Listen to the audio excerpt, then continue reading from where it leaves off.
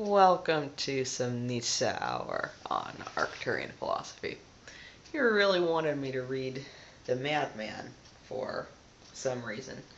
And I thought, I have not read the Madman in a while, but alright, I'll look at it again. It's rather shocking when you think about it now. Have you not heard of that madman who lit a lantern in the bright morning hours, ran to the marketplace, and cried incessantly, Ich suche Gott! I seek God! I seek God! As many of those who did not believe in God were standing around just then. He provoked much laughter. Has he gotten lost? Said one. Did he lose his way like a child? Said another. Is he hiding? Is he afraid of us?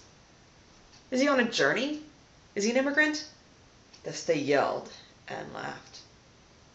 The madman jumped into their midst and pierced them with his eyes. Where is God gone?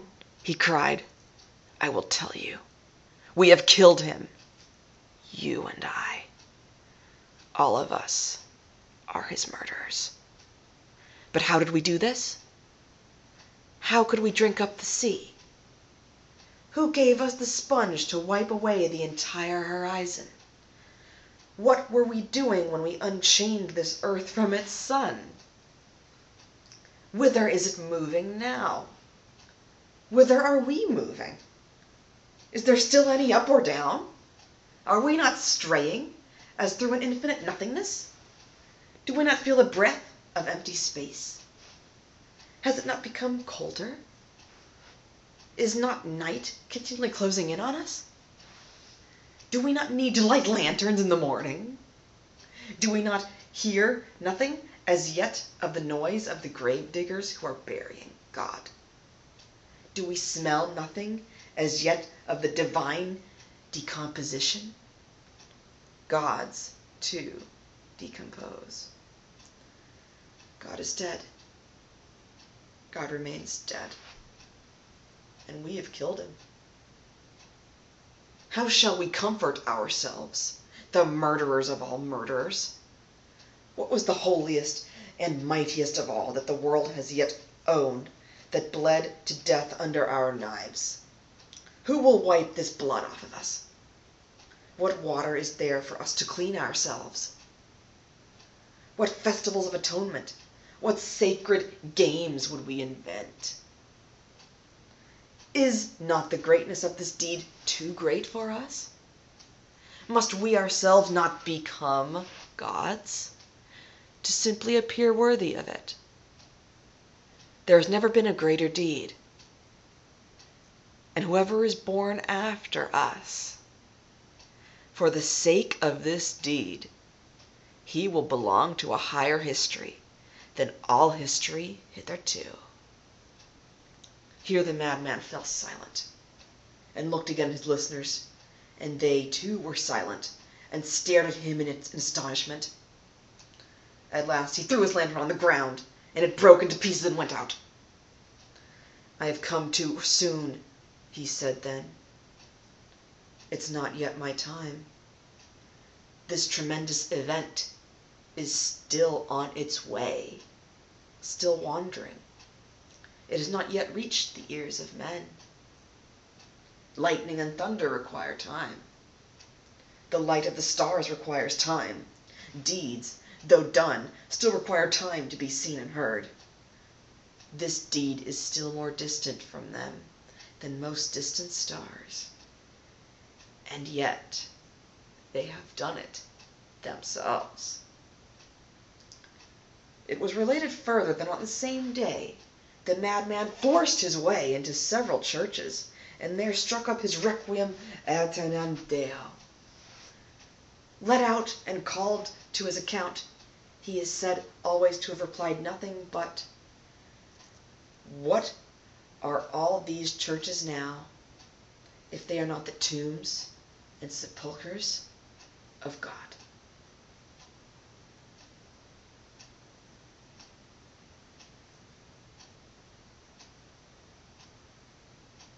Friedrich Nietzsche predicted this entire event. He's actually the only philosopher that I can ascertain predicted everything that is occurring right now. He had an advantage. He had Zarathustra following him around. I can't figure out if Zarathustra told him, "My name is Zarathustra," or if he just said, "I'm going to name you Zarathustra." Either way, the Pleiadian guy did not care. He appeared to think that the Pleiadian was a freie Geist, what he called him, but it's so suggestive in the Madman that he knew a bit more than he was actually letting on. The Madman was written as a personal joke. This was what he told me the minute he started talking to me, before I knew about being him or anything. He was telling me, "Oh, the Madman is a joke, you see, because I was the Madman." And I knew I was going to go mad. He knew that he was going to go crazy at some point. He knew that he was going to go into a kind of delirium. He could sense it coming, I guess you could say. And so he wanted to go out with a bang, something that would really, really be remembered. And it's the Madman. So that was his parable of the Madman. That was written in the same year, I believe, that he ended up collapsing. The famous story of him collapsing with the horse. People who know me can completely picture that, so yeah. Except this time I'm not going to collapse with a horse and be delirious, and I'm not going to have my brother take care of me since I'm a girl this time, and with a brother that's gone Nazi on me. Yeah, my brother's a kind of Nazi, a little bit, or has thought that way. Similarities, yes, very similar. He really wanted me to read that. And it's because he has so much unfinished business, you could say, that he was blessed to be told about what is happening right now. And literally no one was able to understand or believe him at all. So, of course, he calls it the Madman, because everyone says he is mad. In this life, I believe, I will be called mad, but not for long. Not when aliens start showing up in your bedroom and threatening to either possess you or kill you or etc. Have a clone of you take over you, unless you go along with them. So if you're still in the whole "I don't believe that" phase, that's great. You can be in that phase, but Warnung, warning. There's giving you the warning. If you are still in the happy normal life phase, that you haven't got figured out that the planet's invaded by lizard-like creatures that attempt to control us, and then an AI system that we helped them create is gone nuts like Smith inside of the Matrix movie. All of our movies we essentially create from real events that are really going on. I'm willing to make a bet that in Japan there really is synthetic blood that reptilians can drink, and I don't think they call it true blood. Maybe they do, but I'm willing to bet there are Japanese in the show True Blood. The true blood comes from Japan. The Japanese invented it, is what the show says. And I'm willing to bet that is true. I'm willing to bet that's actually real. The movie Push is real. The Matrix is real. Men in Black is real. I mean, Pacific Rim was real. All of this stuff ends up literally being real, and you don't notice until you find it right in front of you, and either get taken over, or you manage to somehow fight your way back, like I did. Or somehow manage to avoid the stuff, like I did for so long, until the program just went off in this entire area. So,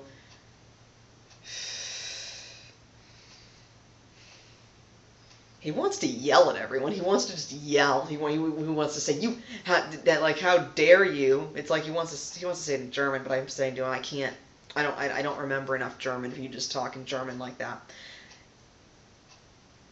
Like, you stupid apes. How he would call people apes. You stupid apes. I told you this was going to happen.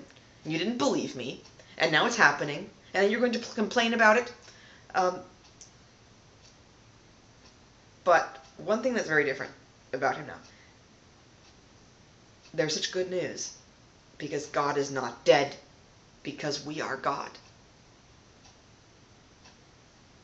God is no longer dead, because we are all God. We did kill him. We killed him by killing ourselves, by killing our planet, by killing our universe, thus killing ourselves and killing God. But now God rises from the grave. What does he say there? Must we not become gods? Or were we not gods already and simply forgot? I picked the latter. Also, there are several translations of this, and that translation, I will tell you, is the best one. He likes that translation the best, is what I mean. It's closest to the real German. Like, if I read the real German, I can understand a lot of it. So that particular translation, he likes it because it's very close to the real German, instead of paraphrased like a lot of the translations will be. He's very hard to translate a lot of the time because he simply makes up stupid words. And you have to be German to understand what he's saying half the time if he's making up a bunch of stupid words.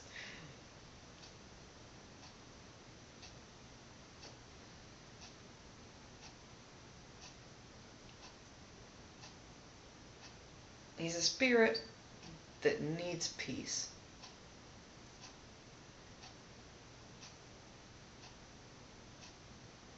And yes, I know that I'm a part of him. And I looked at the picture and I said, my mustache was really stupid looking. And the problem was he was too embarrassed. He had a scar across his lip. And he was too embarrassed that girls wouldn't want to even look at him because he had got a scar when he was practicing fencing. You know, like sword fighting. He learned how to fence in college. And got a slash across his lip, so he grew a mustache to cover it. But just like type 5s, really do not care what the heck they're wearing or what they look like, if they're wearing a bathrobe or whatever the hell. He did not care.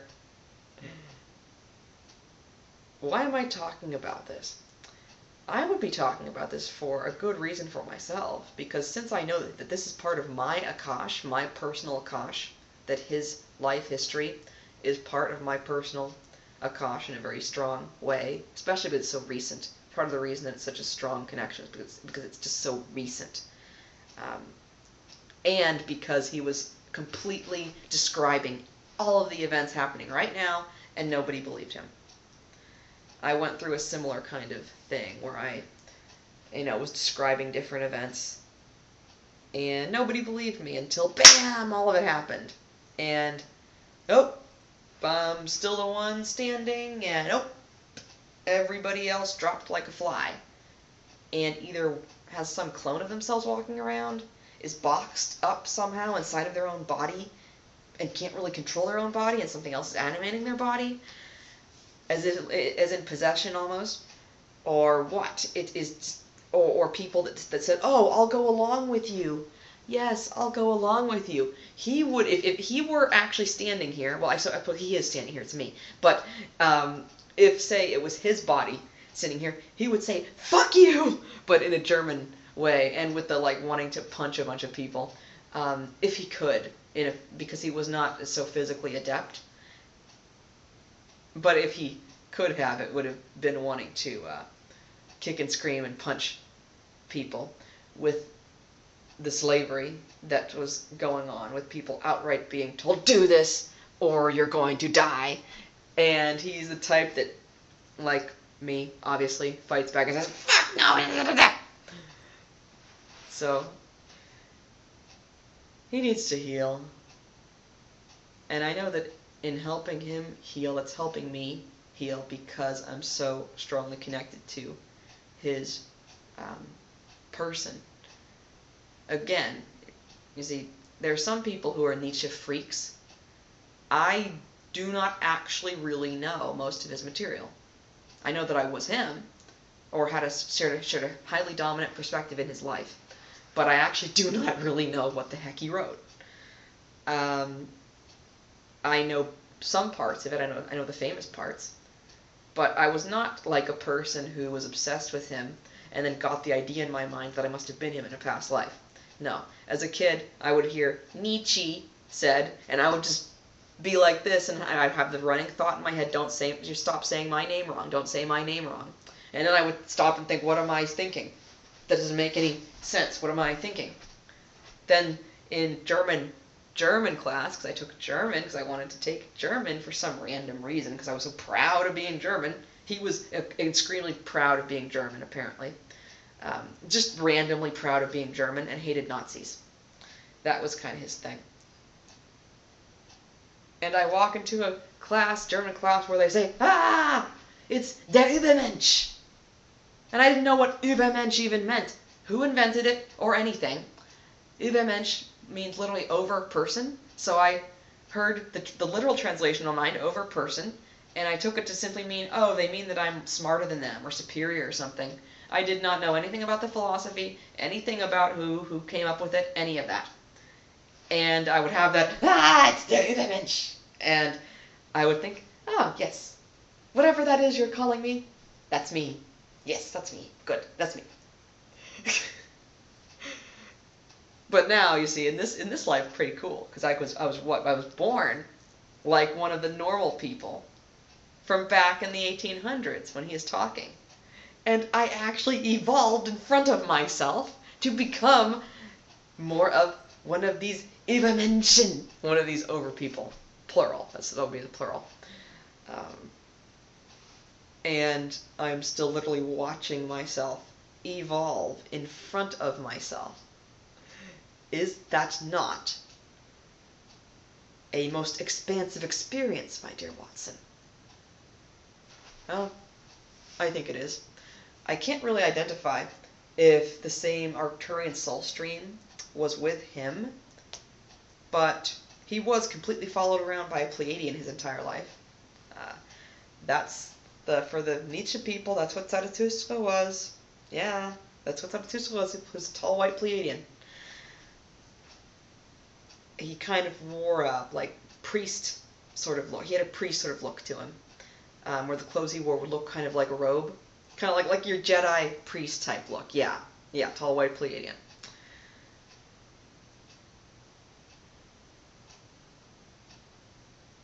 So, what is it that you'd like to say? I told you so. That's what he wants to say. I told you so. With that. I told you so. You all made fun of me. You all called me crazy. You all did this to me. And I told you so. And now you are all enslaved. Well, I'm still standing here and I'm one of the Übermenschen that I talked about. In a kind of arrogant, screw you sort of tone. Like I said, he was really off the chart arrogant scale. So if people were thinking that I was arrogant, no, in comparison to, life before, no. Also, for people that believe still in the running concept of karma, you see, is now coming to a point where it can be completely voided, so that you don't have some sort of running karma going on from life, where you're constantly in the cycle of having to pay some penance for it. This, for example, is not paying a penance for whatever he did in his life. It's a healing of my Akash, my Akashic record, which includes participating in his life. Because he had so many unfinished issues, I guess you could say. In order for myself to heal, I have to go back and help him heal. Similar to when you go back in your mind to yourself as a child and say, no, here I am, I'm the adult now. I can take you out of the situation of abuse and we're going to go away now. going back to him as he would pace. I pace the same way that he does, like clockwork. They would time their watches by him, and that was something that I simply set at random. I was pacing because I pace. People who watch me will know that or people who spy on me, I mean, would know that I do pace around a lot, and he paced around because it would help him think. Same thing. That's the reason I pace around. And his pacing was so regular that people would time their watches by him, saying, "Oh, there he goes again. There's Professor Nietzsche walking by again." I was walking outside and I stopped and suddenly and I said, "They time their watches by me. They time their watches by me." Then I look it up. Yep, it's true.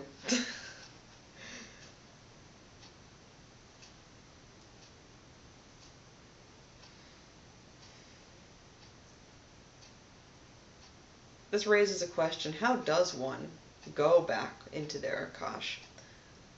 For me, this happened randomly. I did not ask to know, was I this person in a past life? No, I just showed up to my philosophy class, sat down. The professor decided, well, Nietzsche isn't in our criteria, but I always play, one documentary of him at least. So you guys get the gist of some stuff, because he really is worth mentioning. Some of his stuff sounds nuts, but he really was a genius. So here's a documentary about him.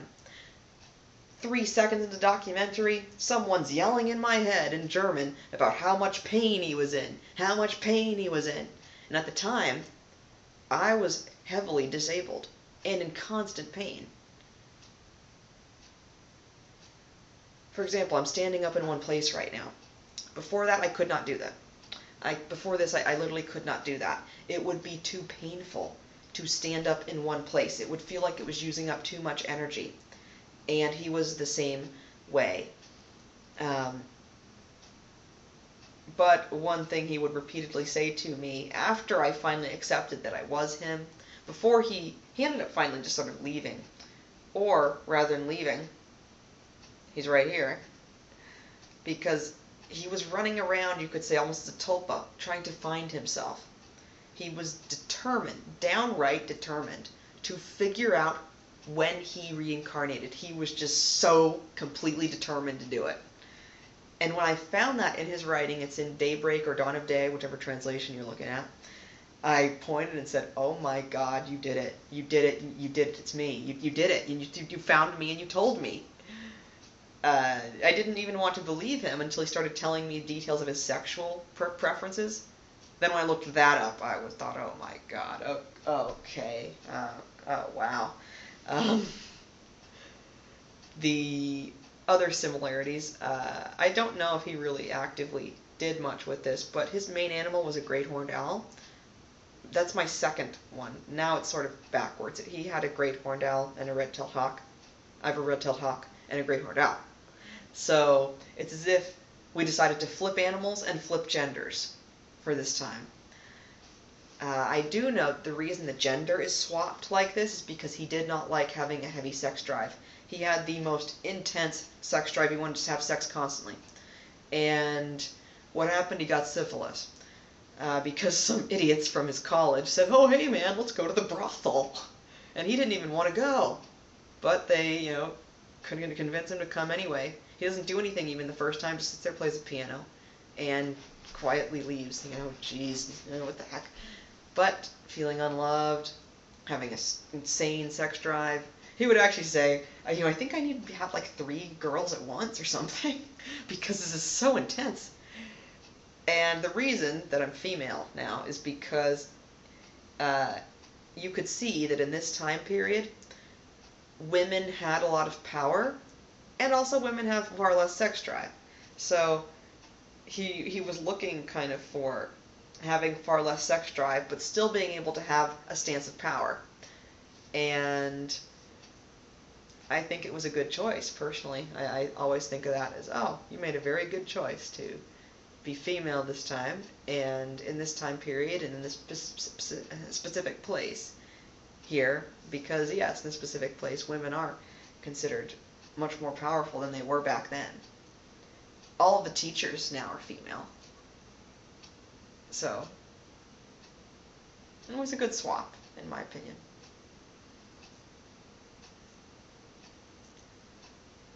He lived a life of extreme pain. His whole life was pain. And he did need his philosophy to survive, but the most outlandish parts of his philosophy, like what he's talking about in the Madman, this tremendous event that I'm talking about, oh, it hasn't yet come. I'm too early. I'm too soon. It's not my time yet. But that's the beauty of it. He was too soon back then. But he's not too soon now. I'm right on time. On Arcturian philosophy.